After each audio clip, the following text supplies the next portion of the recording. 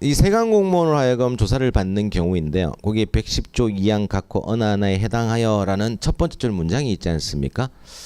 자, 이렇게 서술하셔도 되고 납세권리원장 교부 대상이라고 적으셔도 되는데 가장 적절한 거는 이 경우는 110조 2항 각호라고 적어주시는 게 가장 좋아.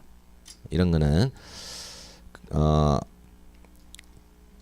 그러니까 우리가 표제상에 그러니까 법조의 표제를 활용하시는 거는 우리 취재하신 분들의 채점할 때는 큰 무리가 없는데 이 110조 2항이 분명히 교부 대상이 맞거든요. 납세권리원장 교부 대상이 맞음에도 불구하고 채점하시는 분 입장에서는 이것을 안 찾아보는 경우가 높다. 그러니까 경우의 수로 봤을 때 이런 경우는 110조 2항 각호 어느 하나 이렇게 적어주시는 게 더 적절하다라고 말씀드리는 거예요. 틀린 건 아니지만. 네.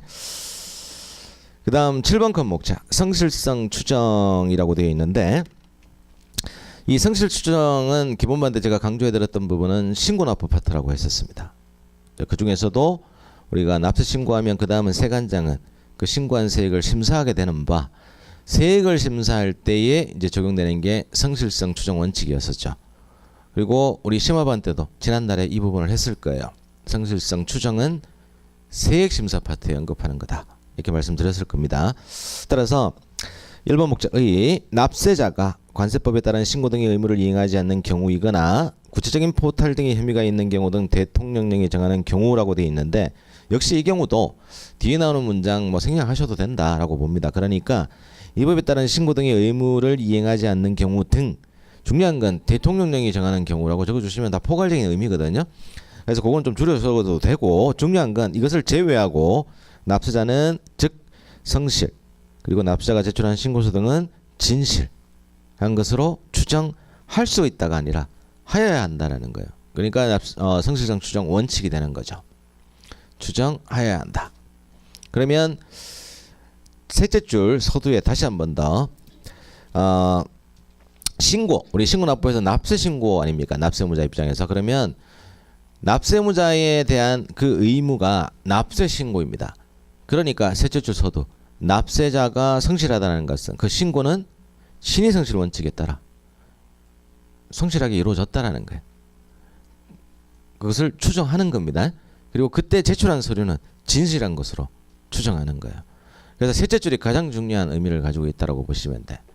그런 의미입니다. 그래서 납세 신고는 신의성실 그리고 세액심사는 바로 성실성 추정 연결하시면 됩니다. 2번 목차가 제외하는 경우 대통령령이 정하는 경우로서 1번부터 3번 동그라미가 수시 선정이고요. 4번 동그라미는 정기적으로 불성실 분석을 했다고 했지 않습니까? 그게 정기 선정 방식의 첫 번째 방식이었죠. 네. 따라서 정기적으로 성실도를 분석했더니 불성실하다. 그러면 얘는 성실성 추정 원칙을 배제해야죠. 배제할 수 있다. 이렇게 보시면 되는 겁니다. 자, 그리고 8번 컷 목차로 넘어가서 관세조사할 때 이제 실질적인 권리라고 볼 수가 있는 거죠. 그러니까 가장 중요한 거는 납세자 입장에서는 세관 공무원이 조사를 하기 위하여 방문 조사나 또는 서면 조사를 할 수가 있는데 이제 중요한 거는 이제 방문 조사겠죠. 그러면 언제 조사하러 올 것인지 그리고 조사하면 언제까지 조사를 할 것인지 그리고 그 조사 결과에 따라서 나는 어떠한 행위를 할 것인지 이런 부분들일 겁니다. 그 내용에 이제 근거가 되는 부분이 바로 이 8번 컷 목차와 9번 컷 목차까지라고 보시면 돼요. 9번이 아니라 10번 컷 목차죠. 8번 컷 목차와 10번 컷 목차입니다.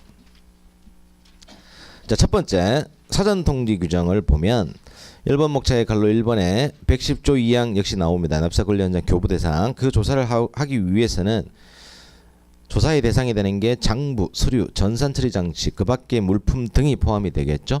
이것을 조사하는 경우에는 조사를 받게 될 납세자에게 근데 위임받은 자를 포함한다 이렇게 돼 있다 보니 실제로 납세자에게 직접 사전 통지하는 경우도 있고요.